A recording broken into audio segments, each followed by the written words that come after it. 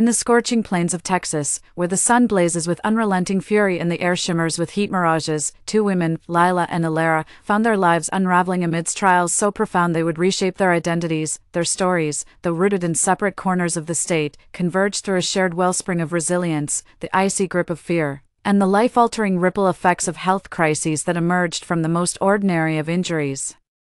Amplified by the merciless Texas climate, her days were a tapestry of prenatal classes, nursery preparations, and the warm embrace of her close-knit community. She adored the lively rhythms of Austin, its bustling farmers' markets, the soulful strum of guitar music along South Congress, even the way the sun dipped below the horizon in a blaze of orange fire. The Texas heat, while oppressive, felt like a familiar companion as she awaited her first child, but beneath this idyllic surface, a storm brewed, one born of a tiny injury and the relentless heat that refused to let it heal. One sweltering evening, as Lila sipped lukewarm water to combat the heat, she bit her lip hard enough to draw blood. A small bump emerged shortly after, but she dismissed it as a trivial wound, attributing its persistence to the dehydrating air that left her lips chapped and tender. Weeks passed, and the bump evolved into a menacing mass, painful, swollen, and prone to bleeding. Her family pleaded with her to see a doctor, but Lila, ever the optimist, clung to the belief that it would resolve on its own, a harmless byproduct of the inferno outside. By the time she reluctantly sought medical help, the tumor had grown to nearly 7 inches, a throbbing presence that made eating a torturous chore. Each meal was a battle, soft foods only, chewed gingerly to avoid triggering bleeding. The diagnosis, benign but aggressive, offered little solace. The medical team wanted to remove it, but Lila's pregnancy complicated everything. Surgery posed risks to the baby, so they opted to monitor it, a decision that left Lila trapped in a limbo of pain and fear. The heat worsened her agony. Every breath of scorching air seemed to inflame the tumor, turning her lip into a raw, swollen mess. She stopped going out, too ashamed to let friends see her face or explain the monster growing in her mouth. But one day, desperate for a sliver of normalcy, she visited her favorite salon. The beautician's gasped when she saw Lila's lip cut through the hum of hair dryers. "What happened to you?" she whispered, her eyes wide with alarm. Lila tried to explain, but the woman, mistaking the tumor for something sinister, called the police. The arrival of law enforcement at her doorstep was a nightmare. Lila, 8 months pregnant and trembling, tried to explain the tumor, the heat, the endless waiting for her baby to be born. The officers, skeptical at first, only softened when her doctor arrived with medical records. The incident became local news, a cautionary tale about mysterious health scares, which mortified Lila but also made her a reluctant symbol of unseen struggles in the heat. Hundreds of miles east, in Houston's sticky humidity, 45-year-old Alara faced a parallel war, a mother of 3 and the backbone of her family. She juggled morning school runs, late-night project deadlines, and the quiet chaos of a household that relied on her unwavering strength. One evening, mid-laugh during a family taco night, she bit her tongue hard. The pain was sharp, but she laughed it off, licking away a drop of blood. "Mom's tough," she joked, but the wound lingered. Weeks later, a fleshy growth protruded from her tongue, swelling until it hindered her speech. Words slurred, eating became a slow, messy affair. Alara, too proud to worry her family, hid her struggle until her youngest child asked, "Why do you talk funny, Mom?" By then, the tumor had turned her tongue into a battlefield, swollen, sore, and uncooperative. Doctors diagnosed it as a benign tumor, a result of the bite trauma inflamed by Houston's relentless heat and humidity, which seemed to breed infection. Alara's world shrank, work meetings became torture, she dreaded presentations, knowing her words would falter.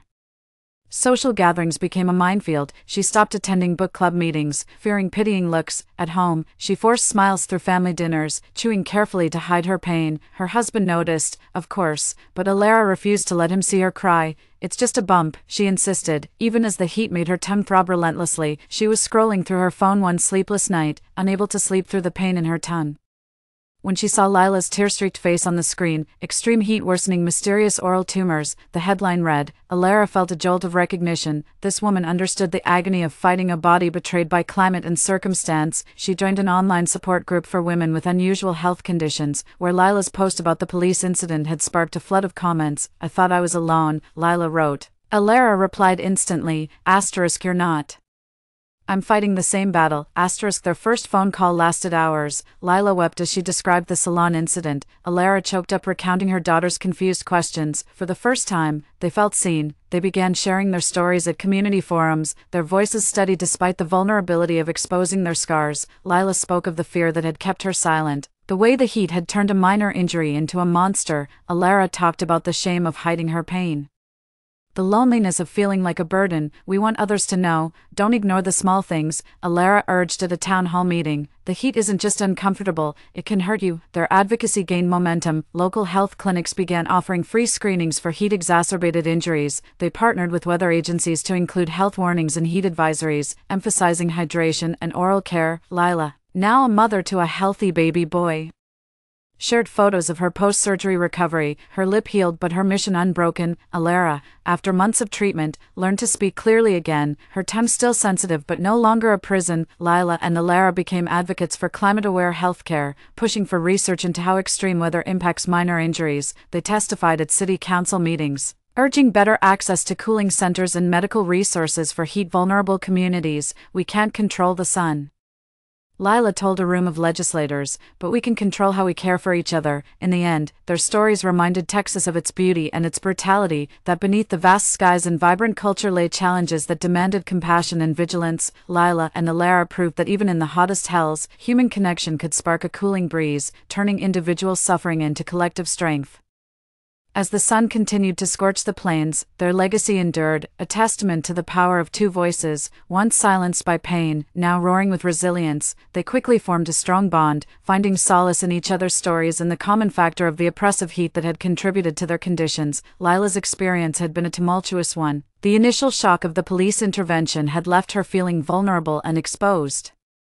She never imagined that a visit to the salon would lead to such a dramatic turn of events. When the police arrived, their stern expressions and authoritative presence made her heart race. She tried to explain her situation, but the fear in her voice only seemed to heighten their suspicions. It was only after a thorough explanation and a visit to her doctor that the Alara was finally understood. The authorities, realizing their mistake, offered apologies. But the incident had already left a significant mark on Lila's life. Meanwhile, Alara's journey was no less harrowing. The tumor on her tongue made even the simplest tasks excruciatingly painful. Speaking and eating were daily reminders of her condition. The Texas heat, relentless and unyielding, seemed to mock her suffering. Each day felt like a battle against an invisible enemy. Her family, though supportive, could only watch helplessly as Alara waged her silent war.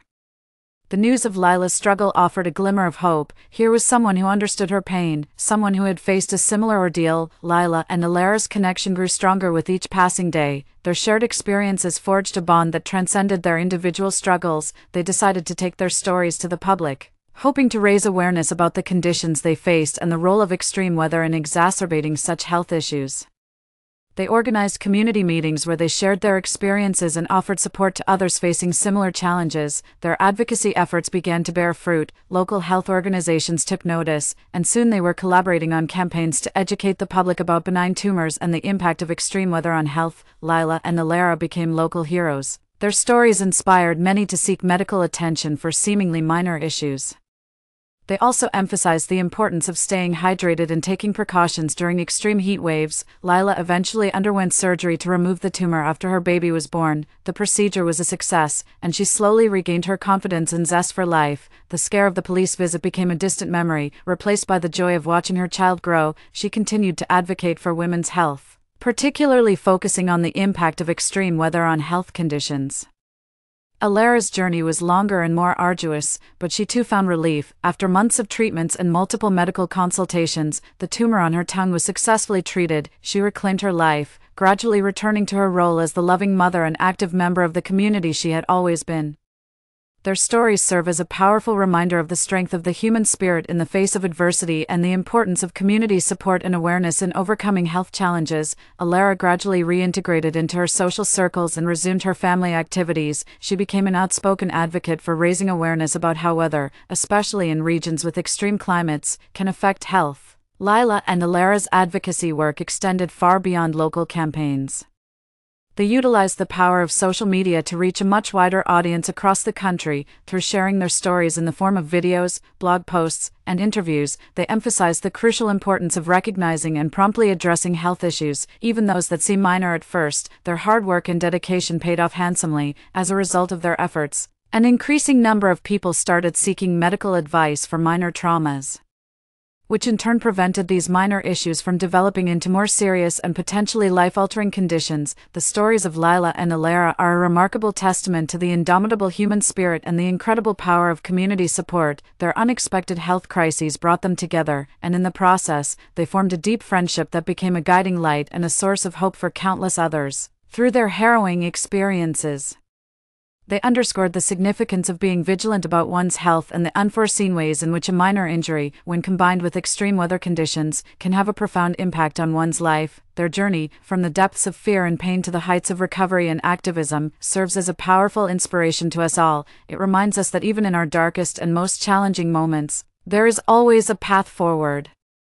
Often paved by the connections and relationships we build with others, the bond between Lila and Alara, born out of their shared suffering and a genuine desire to make a positive difference, stands as a shining example of the strength that can be found in unity and the deep impact that compassion can have. They began as two women from different parts of Texas, each grappling with tumors on their lips and tongues that were worsened by the relentless heat.